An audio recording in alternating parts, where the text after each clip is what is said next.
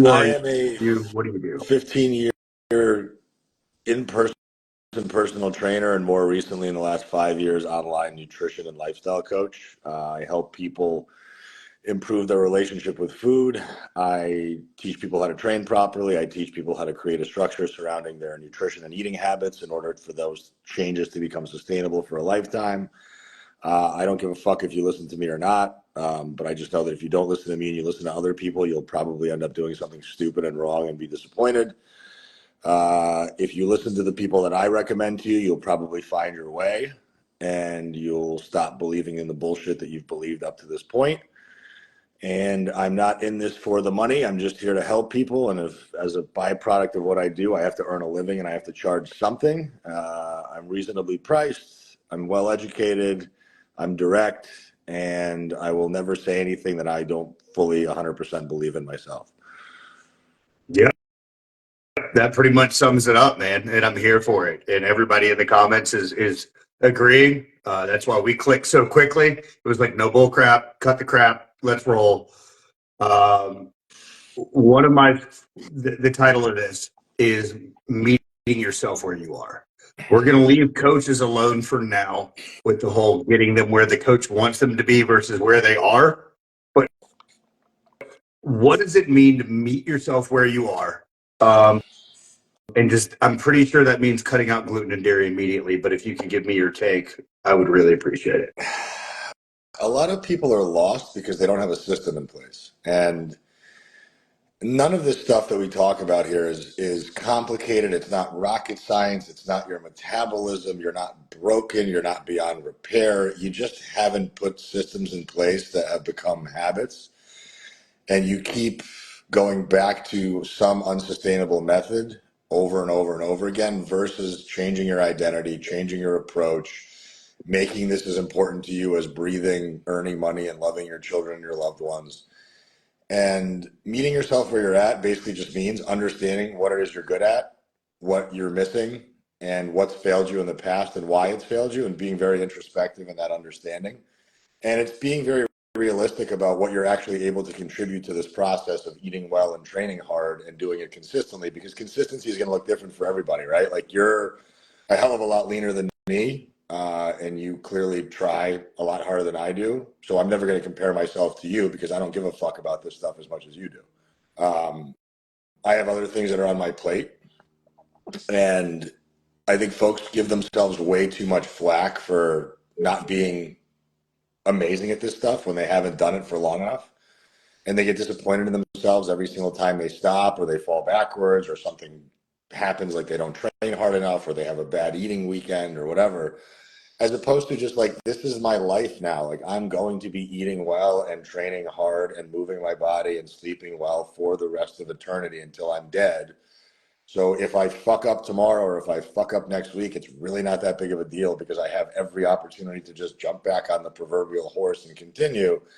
But it's also just like, are you actually measuring anything? Like, do you have any metrics in place? Do you have rules? Do you have standards? Do you have values? Do you understand why you're doing what you're doing? Are you just kind of just like, oh, this is cool. This is cool. I should try this. I should do that. Like a chipmunk. And are you just somebody who's easily swayed by social media? And that's something that you have to evaluate. So, all of that. Why do you think, first off, people do get so confused and have such a hard time saying, okay, this is where I am now? And I'm sure you've heard this once or twice in your 15 years. I know how to get in shape. I know how to eat. I know how to work out. I did it when I was 21. I just don't do it now, says because we both like context, 41-year-old man that's running a business, has 3 kids, and is also involved in after school stuff with his kids and maybe with his church or with a rec league or whatever it may be. Why does meeting himself there matter compared to saying, okay, I did this in college, I can do this again the same way? Well, life has changed. It's gotten significantly more busy, right? It's gotten busier. You have more responsibilities. You have more stuff on your plate. You have less energy. You have less bandwidth. So the reality is like, how are you supposed to spend 6 days a week at the gym like you did in college? I mean, in college, you were rolling out of bed, going to class, drinking 4 nights a week, but you were still training 5 or 6 days a week. You could literally eat whatever the hell you wanted. It wouldn't make a difference because you were just on the go constantly. Now you're probably sitting at a desk most of the day. Your stress is probably higher. Your sleep is worse. Your schedule isn't your own anymore. All of your time is somebody else's. So you have to sit there and audit all of these different issues and see where you have opportunities to improve and what you shouldn't really be stressed out about because they're not really under your control. Like if you have to be your kid's chauffeur constantly, you have to be prepared with having food for the day. Otherwise, you're going to be stopping and eating whatever the hell is available, and we know that doesn't work. If you only can do 3 training sessions a week, train as fucking hard as you can 3 days a week and be fine with whatever result is going to happen. You just have to accept that that is what it is. So you can't get disappointed if you only have a finite amount of responsibility, of only a finite amount of time and a finite amount of resources to dedicate to this pursuit. And yes, we can say that everybody has the same 24 hours and people just like you have done this in the past and yeah, sure, they probably have. And I can give you countless examples of people who wake up at 3 and go to bed at 8, or, they're training on their lunch break, or they're eating every meal out of a plastic container. So if you want to do that, you can. But if you don't want to go down that length, then you have to just adjust your expectations accordingly based on your individual lifestyle and not be so upset about it. Absolutely. I myself am one of those 3 a.m. eat out of stuff most of the time. But as you and I have discussed, when you posted what your 4,500 calorie day, and I was like, those are rookie numbers, when it was 6,200 calories, you know what I mean? So, and it's understanding it was a choice. Like I ate 6,200 calories. So what? So what? So when it comes to that person, how'd you feel afterwards, by the way? I remember now another reason I don't drink because I legitimately felt hungover. I got to the gym, did one set of RDL, started to dry heave, went to the sauna, thought I was going to pass out, and went home. Like, And that's just food. Like that's what people don't realize. It's like I know people that are doing that on like a weekend to weekend basis, and they're like shocked that they don't feel well. Like if somebody was to do nothing but drink wine for 4 days straight, by day 5, do you think that anybody conceivably would ever be like, "Oh, I'm supposed to feel really good by day 5"? Like no. But somehow people are still like, I ate out all weekend. I didn't sleep. I didn't do anything but sit around. And now I'm sore. I'm tight. I'm tired. My belly hurts. It's like, yeah, decisions have consequences. well, if you remember when we met at Allie's Silverback Summit, which was priceless, so anybody watching, shameless plug, go this year. It's going to be in Phoenix. For on purpose, how masochistic, sadistic, whatever we want to call it, is this? But to remind myself of what it feels like to be general population that eats typically like crap, doesn't move. For a week, I did not work out. For a week, I ate whatever I wanted, whenever I wanted. And that typically revolves somewhere in the 4,500 to 6,000 calorie range per day. I will give you a great example. I went down the elevator, watched the doors open, watched the doors close, and it did not even register to get off the elevator. I met Doc Rogers, spent 20 minutes talking to him in a hotel lobby. Met him the next day and was like, "Hey man, nice to meet you. My name is Matthew." My brain was that jacked. The problem is, I think most of us, that's our norm, and we don't know the difference.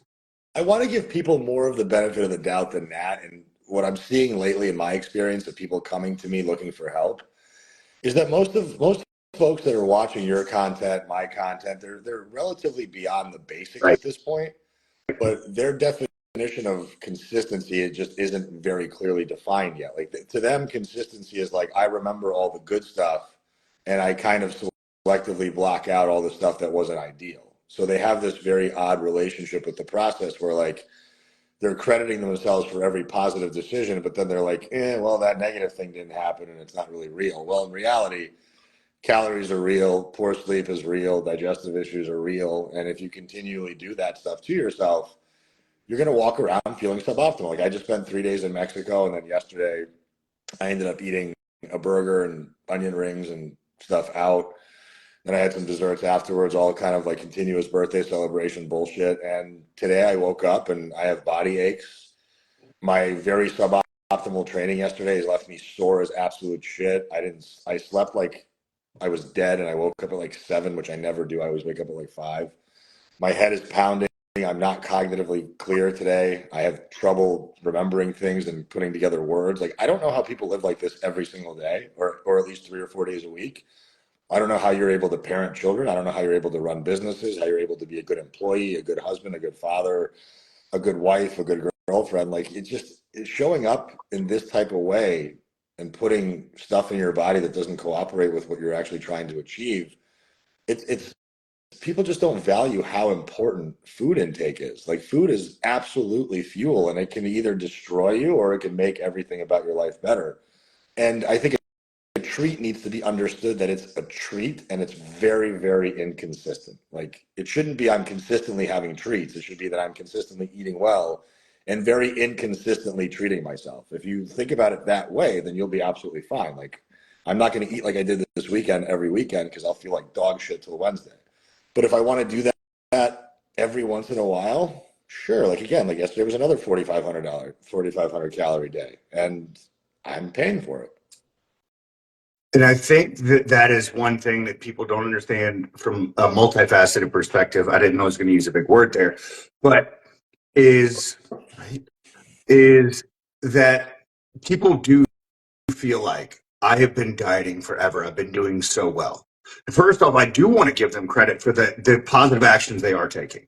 Like 100%, I applaud anyone for trying. Yeah. The second part of that is what a lot of people don't understand is when they chronically undereat, let's say throughout the week, or they're at let's say 1,500 calories. We're going to switch over to, let's say, a 40-year-old female. 1,500 calories, 1,500 calories, 1,500 calories. Why am I craving sugar at night? Well, that's a multifaceted answer as well, probably. But then the, the weekend can be anywhere from 33 to 40% of your week. And we're brain dumping that. Yeah. And that 1,500, the calories don't live in a vacuum. And that 1,500 calories after a couple meals out could have turned into an average of 2,300 a day. Do you see that a lot?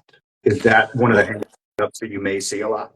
Well, most women can't really tolerate a ton of calories to begin with unless they're super muscular and super lean and have been at this for a while. My average person comes to me, let's say like their first week of tracking their food, they're showing me that they're eating like 14 or 1,500. I'm going to take that with a grain of salt, and I'm going to set everybody with my typical formula is I'll take body weight, I'll multiply it ideal. So if somebody's like 180 and they want to be 165, I'll take 165, multiply it by 10. That'll give me 1,650.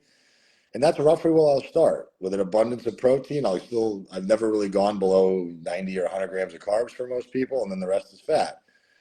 And we start there, and we start just watching people execute, like week over week. Are you able to nail these basic parameters? Are you eating 4 times a day? Do you have a schedule now that you're putting in place? If the answer to that is no, I don't know what else to do to help you because you haven't established a consistent structure yet. So if you're truly maintaining weight on 1,600 calories, that's not hard to overshoot in 2 or 3 meals out per week. So every one of those brunches that you have with your friends, every one of those dinners out you have with your husband, if you're not making really, really good choices and making a lot of alterations to the food that's coming to you at the restaurant, you're probably still going to be eating an abundance of fat that you can't see, taste, or smell because it's just in oil and everything, and that's just how they flavor food. You don't know you can't control for the actual portion size of things. And the reality is most people aren't training hard enough, nor do they have the muscle mass to justify having that caloric load and caloric density coming at them like you and I can. That's why we don't get fat if we eat 4,500 calories over on a weekly basis. We might start marginally getting a little bit fluffier and start seeing a little bit more water retention, a little bit less tightness around our full muscles. but we're not going to see like this 1 to 2 pound weight gain that some people are talking about. And if you're starting to see like actual real upward swings of weight, you got to put the brakes on whatever the hell is going on. And 9 out of 10 times, it's just mindless eating. Like, are you snacking after dinner? Are you eating? Are you walking by your kid's plate and taking stuff off the plate? Are you not prepared all day and then just consuming all your calories at night and you don't even know how much you're eating? Have you ever monitored caloric intake whatsoever? Are you sedentary or do you move a lot? Because the body in motion is going to burn more energy than a body that's still. All these things are just such basic principles, and it just doesn't make any sense to me why. Well, I know why. People are still believing the charlatans who are trying to tell them that they're broken, when in reality, it just comes down to behavior every single time. It really does. And people do not understand. And I want, again, to give them credit. There are so many little hidden things that they just don't realize, and you hear it over and over again. I sparked a controversy on Facebook a while back when I took on peanut butter. And not that peanut butter is good or bad. It's just that most people don't understand that what they think is one serving is 2.5. And it's one reason that like just you eat it by the like so many people just to the dome. I actually recently had a client lose 14 pounds just by cutting out peanut butter, solely by cutting out peanut butter. That's a shitload of peanut butter. It was jars, bro, like jars. He was eating them like Scooby Doo ate Scooby snacks, like 100%. And again, it's not a good or bad thing. It's just the caloric impact of that decision was astronomical. And you see, well, I'm eating chicken and vegetables and this. Well, what did you cook your vegetables in? Because that oil still counts. That's one of the biggest saboteurs that I see. Or like, what did you put butter in your rice to make it fluffier? Well, yeah, but there's no but. Like, I kind of view buts like I do in a relationship with somebody that I love. Well, I'm sorry I yelled at you, but no. That I'm sorry is now gone. Well, and just like I buy nonstick cookware. I have spray butter that I haven't even used in now probably a year. I don't put cheese on stuff. I don't add avocado to anything. I don't eat nuts. I don't eat peanut butter because I'm eating around 65 grams of fat to maintain my current level of physique. And it's very easy to go over 65 grams of fat when I'm eating 250 grams of protein, and most of it's animal sourced. So something as simple as that, like if you're eating 90-10 beef versus 93-7 beef or 96-4 beef, there's extra calories that you don't need. If you're somebody who's not even paying attention to the fat percentage of your protein intake, then you're going to be screwed. If you're eating chicken thighs versus chicken breasts, if you're adding fat to everything by way of peanut butter or cream cheese or coffee, like coffee creamer is an easy one. I drink coffee every single day, so I buy fat-free creamer. I used to buy sugar-free creamer, but I use 4 servings of creamer every time I have a cup of coffee. So if I have 2 a day, that's 8 grams of fat on top of 4 fish oil pills, which is another 4 grams of fat. That's 12 grams of fat. 12 times 9 is what, 72? Math is hard. Yeah. So let's call it, so that's 72 calories in something that I haven't even gotten full off of. Right. It's from a supplement and from my coffee creamer. So if I'm not paying attention to these things, like I'm gonna look at the coffee shop menu before I go there. When I go on vacation or I go on trips, I'm looking at all the menus before I sit down in a restaurant. I'm asking them to grill as much as they can grill and not fry anything in any type of oil whatsoever. Even when I was in Mexico, like they brought me out a piece of red snapper, and I'm like, "You guys gonna grill that or fry it?" They said, "Usually we fry it." I said, "Can you grill it?" I said, "We can try," because normally like they keep it on the bone, so it's like a whole fish. But they were able to grill it for me, and they did it with no problem, and it came out nice and dry, and it was, you can tell it was grilled, and But I asked, like, even with the language barrier, I'm still like, I still want to eat in accordance to what I want. But people are just going out like willy-nilly, like, yeah, whatever, like this is what it is. I'm just gonna eat this, and this is gonna happen, and I'm not gonna pay attention to it. And then like 6 months from now, they're like, oh, I don't understand. I'm 20 pounds heavier. It's menopause, or it's my age. It's like, no, the fuck it isn't. Like you just ate without paying attention. Like if you spent without paying attention, you'd probably be fucking broke. Been there, done that. Minus the Hey, menopause part. Though I did see somebody on the internet claiming that it was bread that caused menopause. bread causes menopause? Yes, bread causes menopause by causing mucus buildup in the fallopian Oh, tubes. oh, I saw that. So I gotta find that video because I'm not feeling well today and I'm kind of sick, so I'm gonna spend the rest of the afternoon on the couch and I'm done with work for the day. So I'm gonna personally go out and attack as many people as humanly possible today, and that person will be first on my list. And I have plenty of time to go back and forth if they want to. yeah, have fun. A matter of fact, it could be a fun team building exercise after we, in Las Vegas, while you and Alan and I sunbathe our taints because that's still happening. Oh, But but I love that if Brad causes menopause, take my ignorance. our But viewers are fantastic people. Thank you guys. You oh guys are my the God, they're popping off today. It's fantastic. But back to before we go sideways, right? Like your episode with oh my God, talking about sex robots. But there's a tell. epic. Yes, thank you. But there are those hidden things. I'll tell you one that's gotten me. We do look at, okay, well, I'm not going to get the caramel macchiato from Starbucks that's like 700 calories. However, a simple one that most people don't think of is, well, I'm going to get a skim milk latte. Well, that is still an extra 150 calories on average because it is mostly milk. And yes, it may be a better choice. With that said, they still count. And even I've been at this 16 years and formally studied nutrition, and it didn't even register in my brain. So it's very understandable where the average person, it may not register. With that said, those BLTs, right? The bites, licks, and tastes.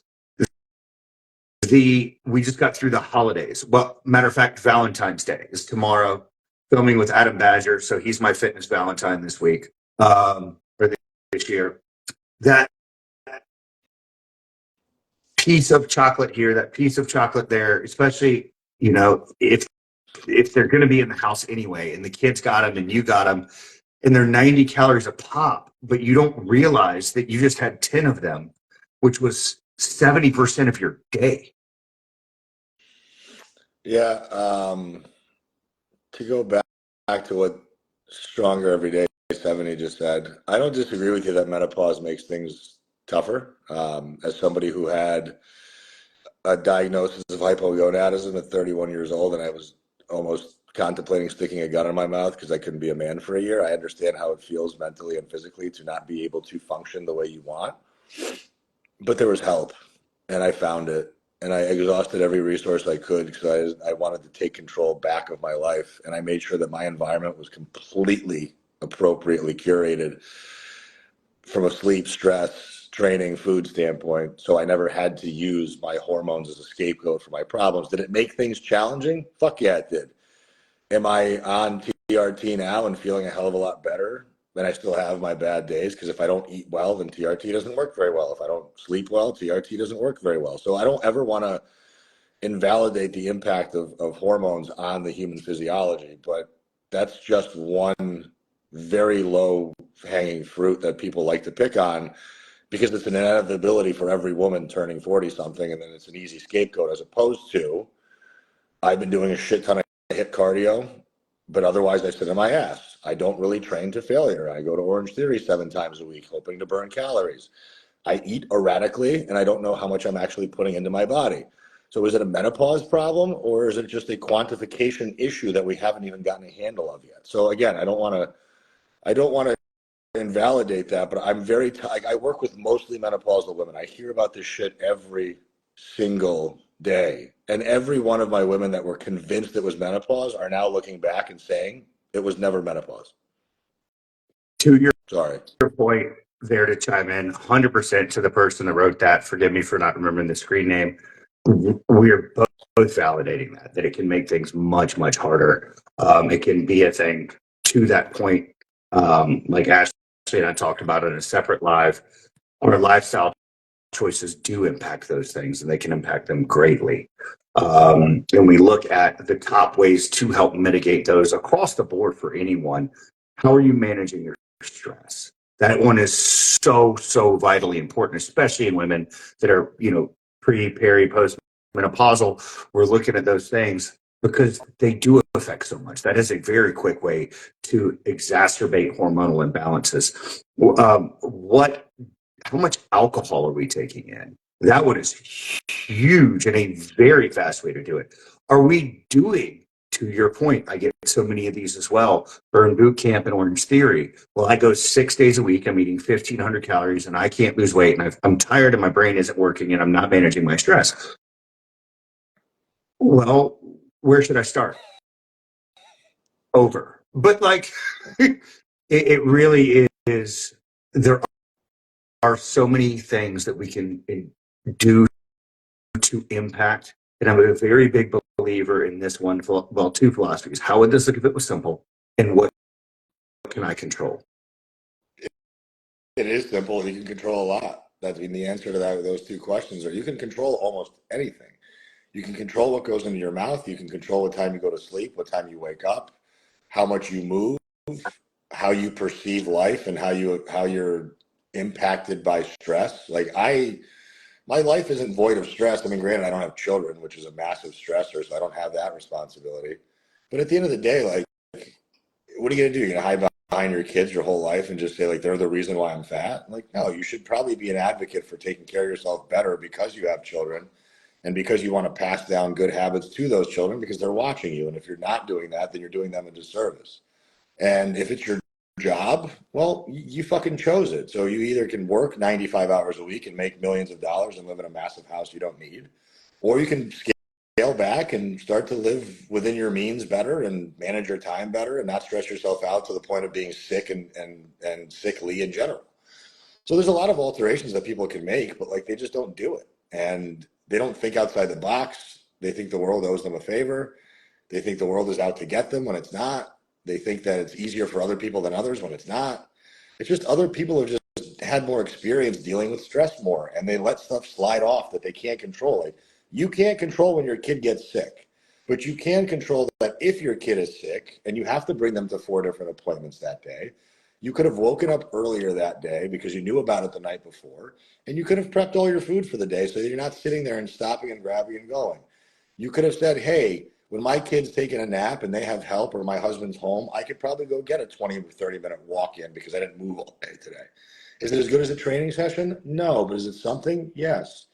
So instead of always finding the resistance points and all the problems that you're encountering, start looking at every problem as an opportunity to solve something that's going on in your life. If it's a time management issue, if it's a stress issue, there's literally fucking free therapy online now.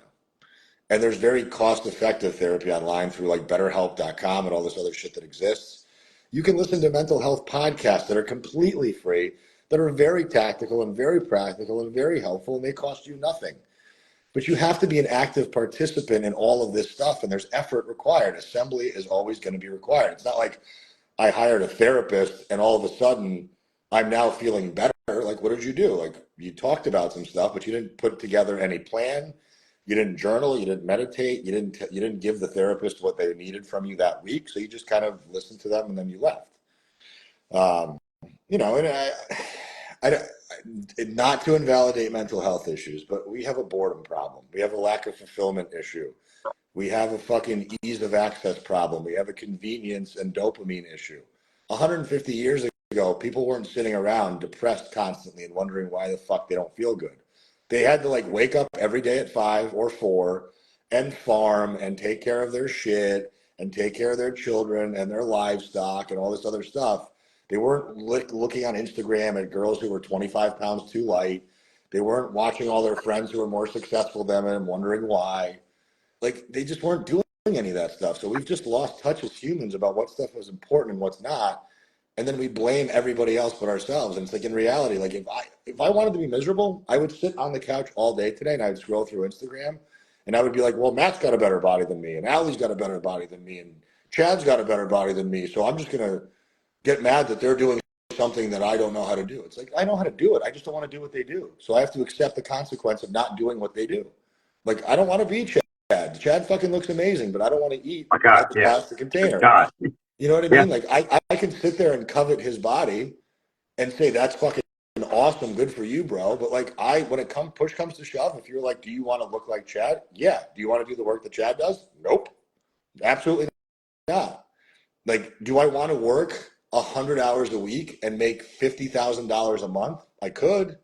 I can hire 6 people tomorrow and have a robust business because I have the following for it, but I don't want to do that because I don't want to deal with the headaches. So I'm cool with making whatever I make on a monthly basis and chilling the rest of the time because my appetite is low.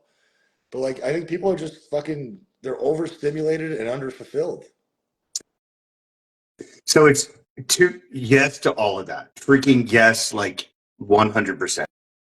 And there's several things there that if I can touch on them real quick. Please. One, anxiety is not a bad thing. Anxiety is your brain telling you that something is wrong and something needs to change. Sustained anxiety will manifest itself in a negative way. In the same way that cortisol is not a bad thing. Elevated cortisol for a long time is a bad thing. Insulin spikes are not a bad thing. Elevated insulin for a long time is a bad thing. Water is a good thing. Too much water will flush all the dadgum nutrients out of your body and you'll die. So it really is, there are all these systems.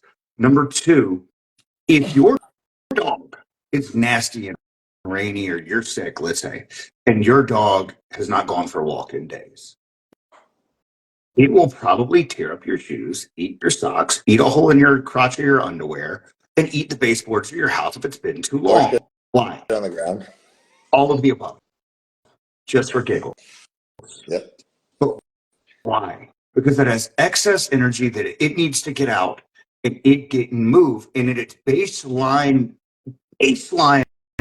all urge, it said, I need to move.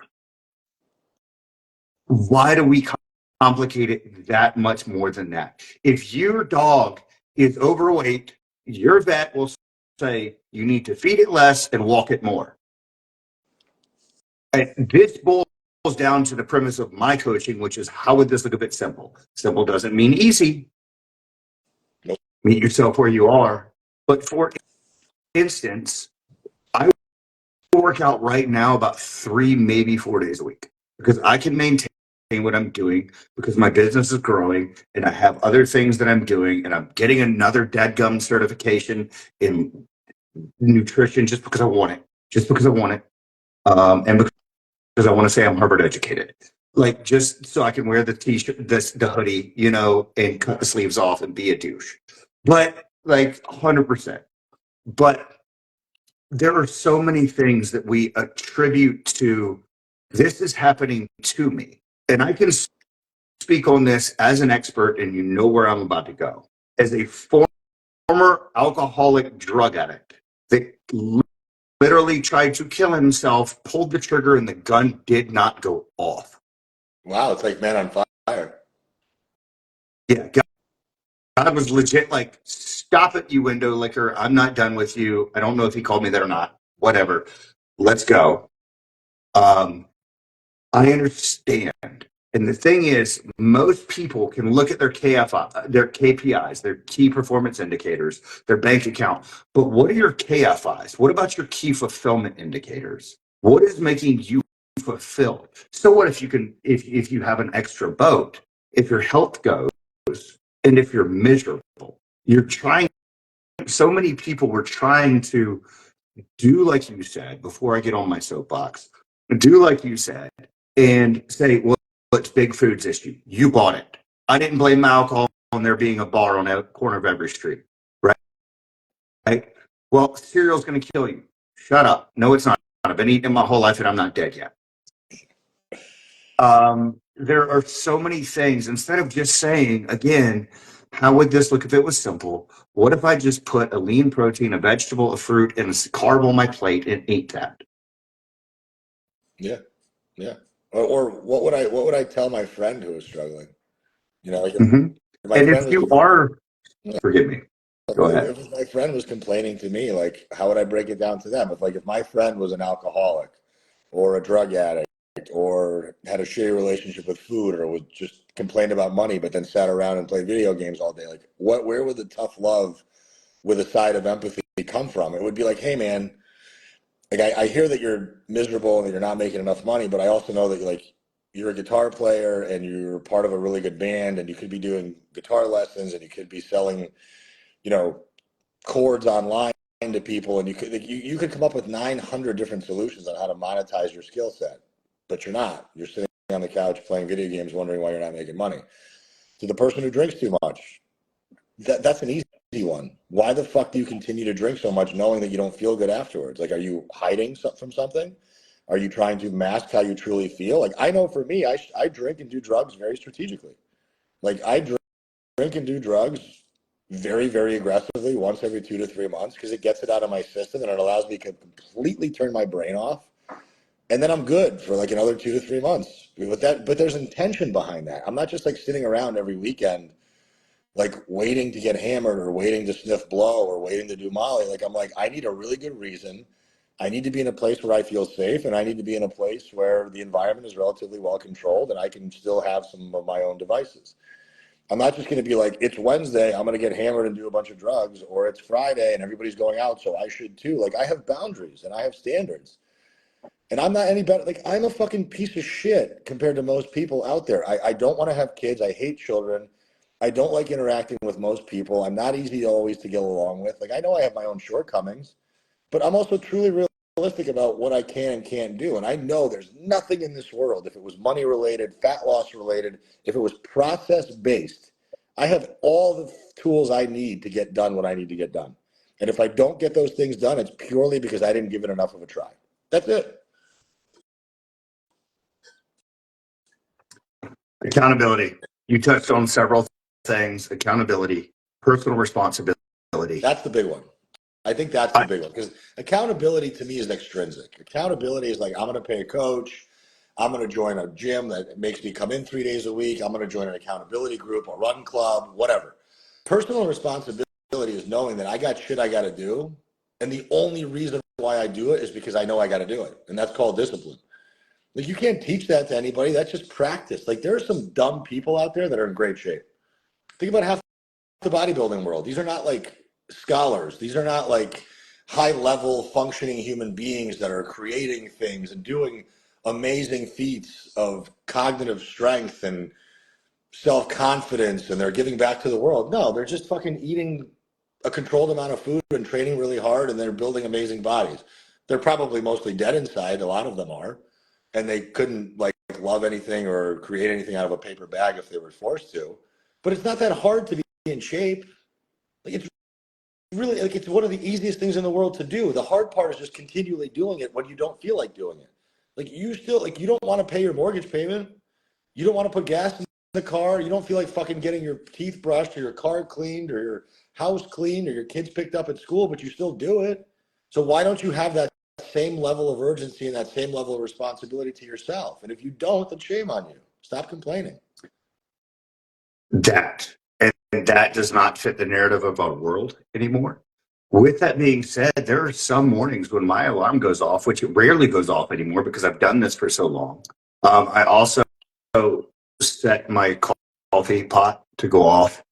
So I actually usually wake up to the smell of coffee at 3 in the morning. Nice. Right? Like, if I smell coffee, then I get up. And so I wanted to give a tool there for somebody that may be struggling through these things, right? If I smell coffee, then I get up. If I get up, then I go pee. If I go pee, then I drink water. If I drink water, then I drink coffee. If I drink coffee, then I read my Bible. If I read my Bible, then I go upstairs and I probably go poop. And if I go poop, then I come over here and then I drink my smoothie that has the same thing in it every morning. You know that. And if I do that, then I message my clients. If I message my clients, then I get dressed. I'm not going to keep going with it. But one of the things, and you alluded to it earlier, is people have so much on their plate. Eliminate things that don't need to take bandwidth. Make it easier. How would this look if it was simple? It would look simple if I used, to use the proper term, cue, craving, response, reward. Like, I hate cardio. So if I listen to your podcast, this is actually a thing, then I do cardio. Because it's something I want to do tied to something I don't want to do. So there's an immediate reward. And a lot of times, what people fail to understand is you mentioned the dopamine hit. That instant gratification thing rarely has long-term positive ramifications. Very, very, very rarely. If you know how to manage dopamine properly, like I've turned into like a dopamine manager. Like I'm really good at it now, but I've got 20 years of evidence to show you how dopamine can also fuck you up. Like I wasn't a drug addict to the degree that you were, and I wasn't using the same types of substances you were. I liked my uppers and I liked my party drugs, still do.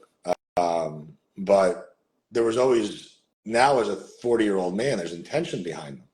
Back then, there wasn't any intention behind any of it. There wasn't any mindfulness. There wasn't any self-awareness. It was just like, this is who I am. I'm a finance party guy. So I work hard and I play harder, and that's what I'm supposed to be, versus I can change at any moment, but I don't feel like it. And it's going to be hard to change. And I'm going to lose a lot of friends, quote unquote, which are not real friends, they're just drinking buddies.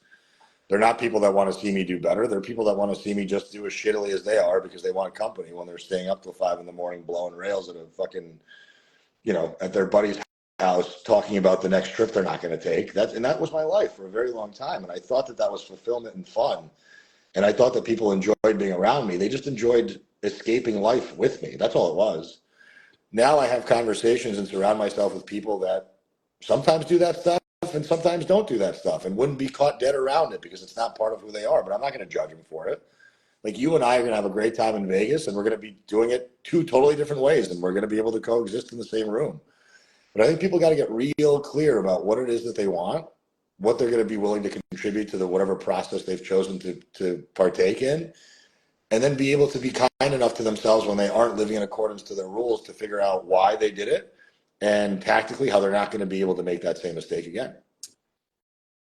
All of the above again. And the key word there is intention.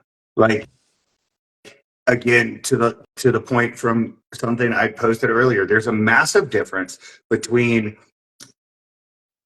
I can't have that donut or I can't have that drink, and I choose not to have that drink. One, you're out of control, and so many people continuously say, well, I can't have that. My response to my clients is when they say, aren't you going to tell me what to do or what I can't do? I'm not your mama and I ain't Jesus. So I ain't going to tell you what to do and what you can't do. This is your journey. But it is that lack of control manifests through more I can't do this, but the intention, right? You intentionally went to Mexico. You didn't wake up one day in Mexico and go, how the heck did I get here? Which would be rad. I'm going to leave that story alone for on air. You can tell me in Vegas. I don't know how I got through security. We'll leave it there. No idea. Woke up on a plane. How did I get here? Where am I going? The answer was Mexico. Wow. Yeah, that's a whole different thing. Anyway, but there's no intention because I was out of control. Now, how do we gain that control? How do we get unstuck, empower ourselves to do those things? And one of my answers, as you know, because you watched it, is what is your identity? Does this line up with my identity? Well, you know my identity. You heard it in my presentation. A strong, happy, healthy Christian man that leaves everybody he finds better than he found them. If it doesn't line up with that identity, I'm not doing it. It's not even an option. In the same way, so many clients will say, I'm proud of myself for not quitting. I'm proud of you too. Why was that an option? Yeah. Yeah. Why? I mean, that's a question I always have to ask people too. Like, there's only so many times we could pat ourselves on the back before at some point it's like getting the participation trophy. Like, you're supposed to be doing this stuff. Like, you're supposed to go to work on time. You don't get points for getting to work on time. You don't get points for being a good parent. You don't get points for being a good friend. You don't get points for being healthy. Those are what you're supposed to be doing. The alternative to that is you're living a life that's not your own. And it doesn't make any sense to me. Like, I just don't understand. Like, it's taken me a very long time to reach this level of understanding, and I've done a lot of work, and I still continue to do so, and I'm not anywhere near where I want to be yet. But I still try to learn from people better than me. I still try to understand other people's perspectives. I still try to learn more about nutrition and fitness and psychology. So, this idea that I'm like 45 and like that's it, it's over. Like there's nothing else I can do, and I'm just a victim of my age. Like my parents live in an over 55 community in Florida. There's 85-year-olds that are like having sex and riding bicycles and taking flying lessons, and they're doing all sorts of shit. Like like they're breathing every last breath of air until they have no opportunity to do so anymore. I spoke to a client last night who stopped working with me abruptly for the second time, and I asked her. I said, "You're your own problem." She blamed coaching the last time. She blamed money the second time. I said, coaching isn't what makes you lay in bed and eat snacks with your kids at 9 o'clock at night. Coaching isn't what prevents you from not going to the gym when you have nothing but time. Coaching is not what makes you stay in an abusive relationship. Coaching and all, like, stop blaming everybody else for your problems. You've just chosen this shitty life. And now your fucking kids are going to be the victims of it. So congratulations. Now you fucked up 3 people instead of 1. And it's at any moment, I told her, I said, I'm going to be rough with you now since you don't want to be a client of mine and you don't want the help and you don't want to engage and you don't want to contribute and you don't want to talk. I'm going to tell you what I think is your problem. You're your fucking problem. And the more you look for outside help for your own issues and the less you want to sit there and deal with your problems, the more you're going to feel lost and frustrated. She's like, I need to hire a therapist. I said, okay. What are you, But are what you if going the to do the therapist, work that the therapist tells you to do? right? What happens when the therapist is like, I want you to journal for 3 to 5 minutes every single day, and then by the end of week, by the way, by the end of day 7, you have nothing to show them because you didn't do it. Again, is that a therapy problem? That's not like your problems go be like sometimes, and unfortunately, like this is something that's going to sting. Some people are just fucking lazy and they don't care. Like they have big hopes and they have big dreams and they want to say whatever they want to say out loud and bring it into the universe. Like, I'm going to lose weight. This is my year. I'm going to make more money. I'm going to finally repair the relationship with my loved one. But then there's no action behind it. It's just empty words and bullshit. And then they just sit there because it's easier to sit there. It's easier to to not have any conflict and to not have any challenges and to not have any hardships. It's easy to sit around and wait for life to just go by as a bystander, but nothing is going to get lived inside of those levels of comfort. And And that therein lies the key is that's not it, that's not living. That's cognitive dissonance. And therein, I do want to say this one thing, because we both love the psychology side of things. That's my favorite part. Some people, and this is coming from a truly loving, empathetic place where I usually try to come from, usually, because honesty without compassion, this phrase actually changed my life. You know how a lot of people say, well, I'm just telling the truth, they can't handle it. No, honesty without compassion is cruelty. So if it's said with love, then okay. If it's said because you're just a jerk, then you're just a jerk, and you're using honesty as a reason, like a justification for being a jerk. So with that being said, I can absolutely understand why some people and would not think that they're worth making that change because they have been beaten down through the abusive relationship. They have done all of these things. Their parents didn't see them, didn't love them, didn't care, and then thus they chose repeatedly horribly toxic relationship after horribly toxic relationship. So why should they believe they're worth getting up? Why should they believe they're worth eating better? Why should they believe those things? Therein lies, okay, we do need therapy. Okay, why should you feel like you're worth the therapy? Well, we should talk to the therapist about that one because now you're getting out of my pay grade. right. But with that, how do we build proof that you are worth it? And I do want to acknowledge that even just going back to simple weight loss, I'm going to lose weight. Well, you just need to believe it this time. Why? When all the proof says that you're not, because you failed over and over and over again. So how do we build proof? Maybe coming at it in a different way. Like I know that you and I both coach. Well, this is what I'm going to do, or what I should do. I should quit drinking. Okay, are you willing to? Well, no. Then let's move on to the thing you are willing to do and focus on that. Are you willing to quit eating Oreos? No. But I'm willing to cut down to one sleeve instead of the whole bag. Great. Let's start Right. there. Because that's better Right. than nothing. Yeah, and that's meeting yourself where you can beat yourself at, and that's setting up some bare minimum standards for yourself and having some type of rules and regulations involved. Like A life without rules and structure is just, I just don't understand how people live that way. Like, chaos. it's got to be so hard to manage everything when life is just like, that's why people are stressed, and that's why people are overwhelmed, and that's why people are anxious. Like, the only time I ever had anxiety in my life is when I was out of control. Like, I had clinical depression and clinical anxiety that I was medicated for because of the years of drug use that I had changed my brain chemistry with. And I couldn't get on a train in New York City without flipping out, without thinking the walls were closing in on me. I couldn't handle anybody criticizing me. I couldn't handle a girl yelling at me for having said something to her without breaking down and thinking that she was going to leave me and acting accordingly to that. So, like, there's ways out. You just have to, like, unapologetically and without fail, just keep trying. Like, okay, so what if it all ends tomorrow?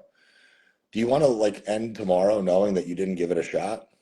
You just kept doing what you knew you can do, and that was it? Like, don't you want to, like, stretch yourself a little bit? Just stretch out a little tiny bit every day.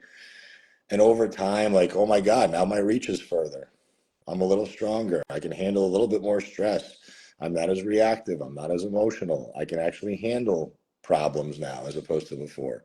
And it doesn't take, like, the overhaul of your entire life. It just takes small, digestible, biteable little chunks over time and with patience, because you know that the process is more important than the outcome, and the outcome is inevitable if the process is in place. Yep. Yep. Have you heard of, I'm sure you have, the buffalo mentality? I haven't, so Probably a enlighten me. different way. But so if you looked at a cow, right, that hasn't actually ended up on my plate and cooked yet, um, you're welcome. And thank you for tuning in. The A cow, when they see a storm coming, will run the other way. Now, a cow is probably not going to outrun a storm. They're going to get caught in it. Now, by doing so, he stays in the storm longer because he's running with the storm. So now he just continuously gets pelted. Now, to be fair, nobody looks in a cow's eyes and goes, wow, that's a bright creature. Like, you could literally, he'll just let you push him over and just be like, brr, and fall over. Now, a buffalo. When a buffalo sees a storm, he will run headfirst into it, get annihilated for a short period of time, and come out of it on the other side. Because they recognize that if they just go headlong into the storm, it's going to suck harder for a little bit, but they're going to come out the other side and be fine. And I dadgum love that buffalo mentality, because it's like, which one do you want to be? Do you want to be this massive, majestic? Nobody looks at a buffalo and they're like, screw that animal. You're like, no, that is an awesome freaking animal. But a cow, you're like, let's tip it over. Let's eat it. Let's milk it. So I think I mean, that is one, because for instance, I was avoiding so much. oh my I was God, dude. so much. And I had so many people look at me and say, yeah, but it's understandable with what you went through. Sure. Like, buddy get his face splattered, like this dude get his leg torn off, me get blown up, like, sure, whatever. Or you can take it, face it for a while, because look what avoiding it did. And not only to myself, to your point from earlier, but look what it did to the people around me. Look what it did to my parents. Look what it did to the people that love me. Look what it did to my ex-girlfriends. Look what it did to my bank account. Good God. My last year, just to be blatantly clear, I spent $84,900 on substances. Jesus. I've never actually sat down and ever tabulate how much I've spent. I'm sure it's a lot over a lot. I didn't either. I know there was one year where I had constantly used the analogy if I put a Ferrari up my nose. And that was back when I was buying probably anywhere between $500 to $1,000 worth of blow a week, and then wondering why my bank account was being overdrawn. Same. Now let's take this back. How many times, especially when you're younger, do you sit there and you're like, but I didn't go to that many bars this weekend, right? I didn't spend that much money. I only went to a few, but you go to get a Gatorade on Monday morning because you feel like death and your car gets declined. But I didn't go to that many. When you go back and look all of a sudden you go, oh crap, I didn't remember that bar or buying those people those shots or those people those shots or those people those shots. But I didn't eat that much. Oh crap, I didn't realize that I had those 18 extra chicken nuggets off my kids' plates and the 3 sips of the milkshake over here, and then the 5 French fries over here, and the 5 French fries over there, and then the 3 handfuls of peanuts, and the scoopful of, oh my God, why did I gain weight? You like Yeah, that pullback in? That was solid, that's right? great. Yeah, I mean, what you're saying is there's an explanation for everything, and normally we are the explanation. We just don't want to fess up to it. Boom. But I think the easiest way to live is just like, okay, I did it. I did it. Like, how long are you gonna fight it for? Like, how long do you want to be the reason why you're not moving forward? How long do you want to tolerate being weak and uncomfortable and bloated and disappointed and unhappy and having a shitty relationship with food and looking at yourself like you're fat when you're not? Like, you don't have to live like this anymore. You could be 50 and 70 and 90 and still change your ways if you truly want to. It's gonna get harder and harder the older and older and more set in your ways you get, but it doesn't mean that you're beyond repair, and that doesn't mean that you can't keep trying. Like, I had a client call today with a 79-year-old woman. 79-year-old woman who got off of insulin. She's not a diabetic anymore. Her A1C is down. I'm like, you don't need me. Like, you're doing great. You don't need a coach. Hire a in-person personal trainer on Long Island where you live. Have them teach you how to train properly. Get some of your aches and pains down with some food quality adjustments. Eat 4 square meals a day. You're gonna be good. You're almost 80. Like, you're crushing life right now. You don't need to pay me $275 a month. You got to figure it out. But you got to give her credit for even wanting to get on the phone. Like, she's like, I want to get better. Like, this is somebody who's 79 years old and is still trying to improve. And I know people that are 40 that have mailed it in. They're like, fuck it, I'm done. Okay. Okay. Fine. The next 40 years is gonna suck. Like that, like, I'm at halftime right now. I'm 40 years old. I turned 40 on Thursday. I'm at halftime. Statistically, men live to be like 85 in America. Okay, so I mean, let's shave a few years off for all the shit I put my body through, and let's say it's 78. You better believe the next 38 years of my life are going to be fucking awesome because I have the opportunity to make it so. And if you don't approach every single day with that level of tenacity and enthusiasm, then you're just taking up space. In selling the world short for what you're here for in the first place. And Yeah. I agree with all of that. And I want to tell anybody that listens, because we're going to go good cop, bad cop, but it's honestly real cop from 2 different angles. You're freaking worth it. You're worth more than sitting around snorting Cheeto dust and eating those things and not resting and not reading a book, right? I gotta get better at that. I gotta get better at reading books. And just a little thing, like with that, you're worth reading a page, and that page may turn into 2 pages, and that 2 pages, I'm not going to go down that rabbit hole. And you're worth doing, if you're walking 3,000 steps, you're worth walking 4,500. And then if you're worth walking 4,500, later down the line, maybe it's 6,000. And it's worth taking those little baby steps. All or nothing ends up in nothing. But that if your exercise gets 1% of your day, give that 1% daggum 100%. It does. You can't give 100% to everything all the time, or you break. And that's where so many people break. Is they're like, I got to give everything I got. Well, that ends up being like VA math. When I got my first 50% disability, have you ever seen this math? And then my next 50% disability actually was only 25 because I was now only half a human. Are we doing that to ourselves? Are we making ourselves half of a human? Because Yeah. of the choices we choose not to make. And I do have clients. My oldest client ever was 91 years old. And we got him walking and standing up out of a chair for the first time in a year because he was so determined to get up with no help.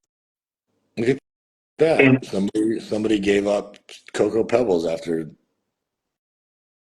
20 years of eating Cocoa Pebbles every night. So it is possible. And it doesn't sound stupid. It sounds incredible, and I'm freaking proud of you. That's awesome. It is. And I wish you had my address so you could send me what you had left. But the point is, it's never too late. You're freaking worth it, and make the choice. And there is a point where I challenge people all the time to say, okay,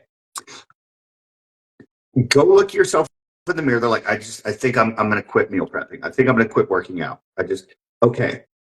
If I understood you correctly, when you said you started, it was because you wanted to get in better shape for your kids, because you wanted to watch them grow up, be able to play with them, be able to enjoy your retirement, and watch them have kids so you can play with your grandkids before you quit. And that's okay if you do. What I would like for you to do is walk in the bathroom, look in the mirror, look yourself in the eye and say, I care more about not working out than I do about my future grandchildren. I care more about not meal prepping than I do about my kids' happiness and health and sticking around for them. They're like, I'm not going to say that. Well, you just did. Yeah. So which is it? And I'm okay either way. Like here's the thing. If somebody literally says, I don't care anymore and I'm fine with it, I will high five you and probably take you out to go get Christmas tree cakes by Little Debbie if it's Christmas time. Because I respect the fact that you actually said, I don't care enough.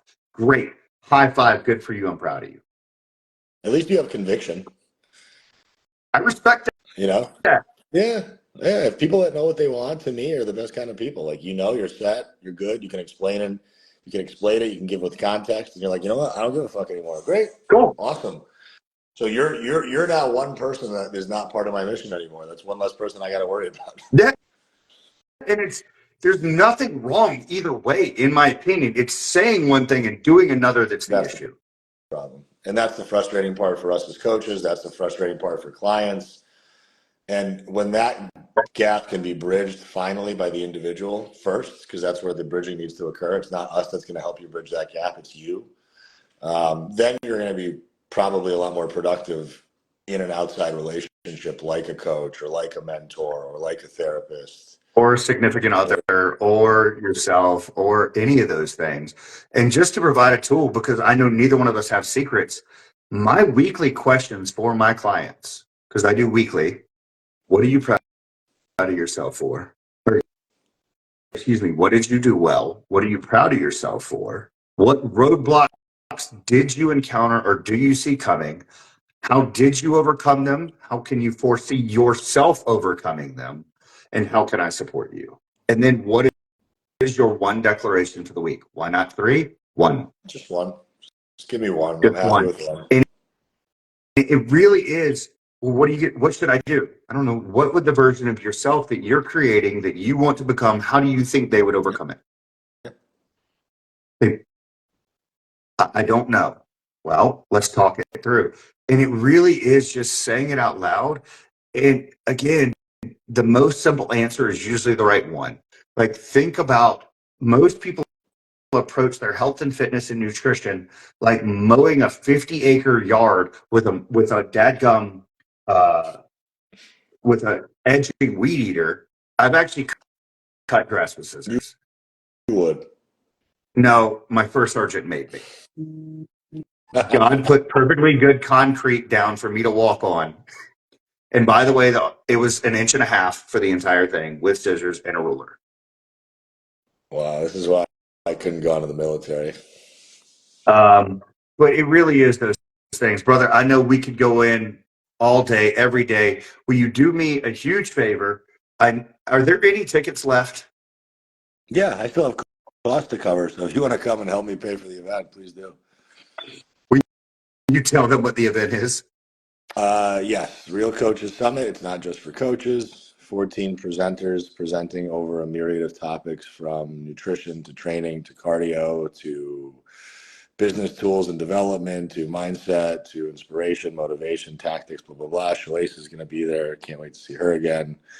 Finally get to meet her coach, Mr. Garrett Sapstead, my brother from another mother in the UK. All food and booze is included. Nightly entertainment is included. You get to meet Matt. You get to meet me. You get to meet shit. I mean, I think the guest list is probably more illustrious than the people on stage. Sorry if you heard that as a presenter, but we got Jared Hamilton in the house. We got Andrew Coates in the house. We got Mike Dola in the house. We got a lot of people coming. Derek's that are big hitters. He's coming. Like, just so many dadgum. Derek is actually a lot more jacked than I remember him being. And if I wanted to wake up early enough, I would challenge him to a workout, but I don't feel like doing it because if I do lose, I'm probably going to want to retreat back to my room for the rest of the day.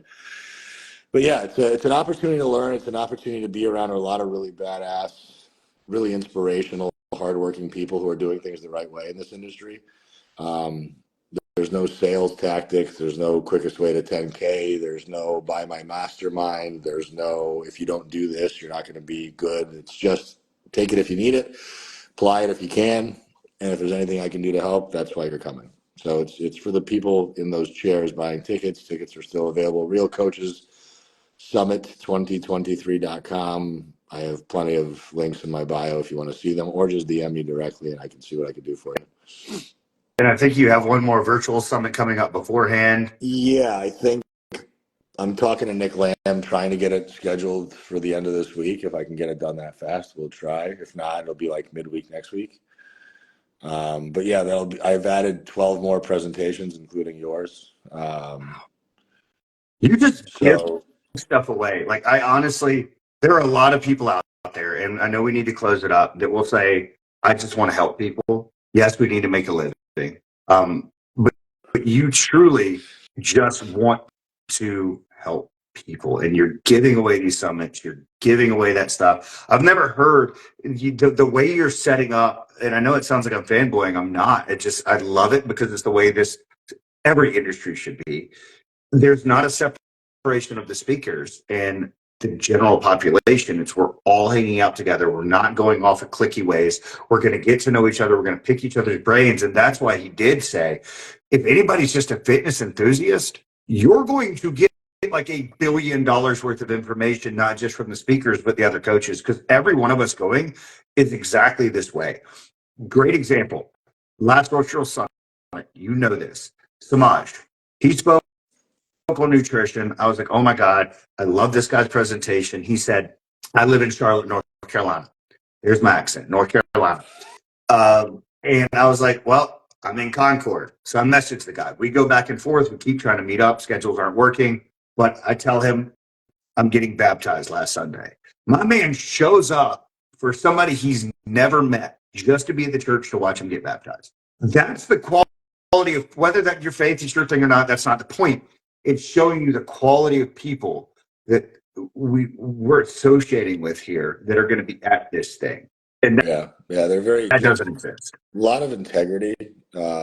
Just a lot of people doing things the right way that aren't really just looking out for themselves or trying to be on stage for clout or trying not to, just trying to accumulate a bunch of money and be important. Like these people are just truly helpful. I mean, I think right now I have 255 people coming. Out of all 255 of those people, everybody has something to contribute, some type of value, and everybody's going to be very, very much immersed in it. And I'm just excited to watch like the connections that get made, the collaborations that come from it.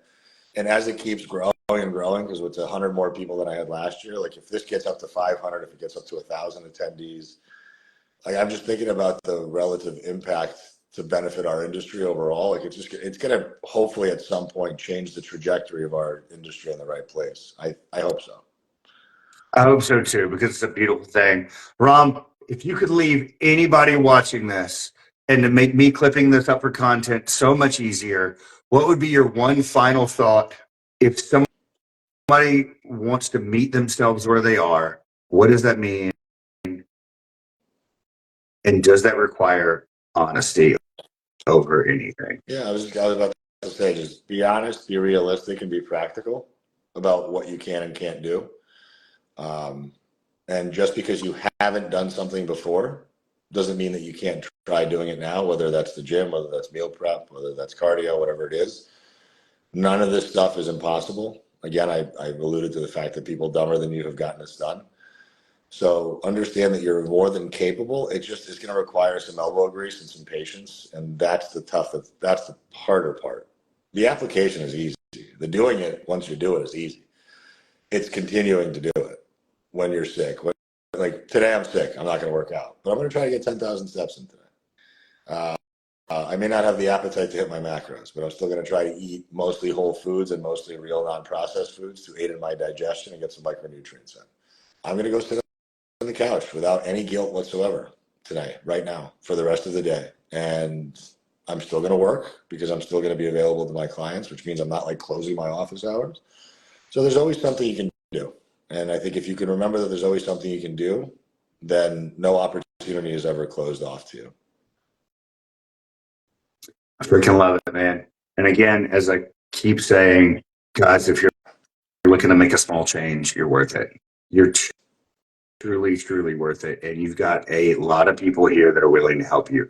And I will be the first one. If I talk to you and I'm like, hey, I think Aram can help you better than I can, I will be like, hey, here's my buddy. Hey, I think Samaj can help you better than me. Hey, I think Adam Badger is maybe a better fit. Here you go. Yep. So, guys, again, thank you for tuning in. We had a lot of folks tuning in midday. Longest live I've ever done. I will get this up and on YouTube and I'll let you know. Thank you, Thanks, man. brother. And I will see you in like, what, 2.5 weeks? 3 weeks? Like 3 and change. Yeah. Freaking looking forward to it, brother. Thanks, man. I appreciate the opportunity. Thank you, my friend. And I look forward to seeing you back on lives more often.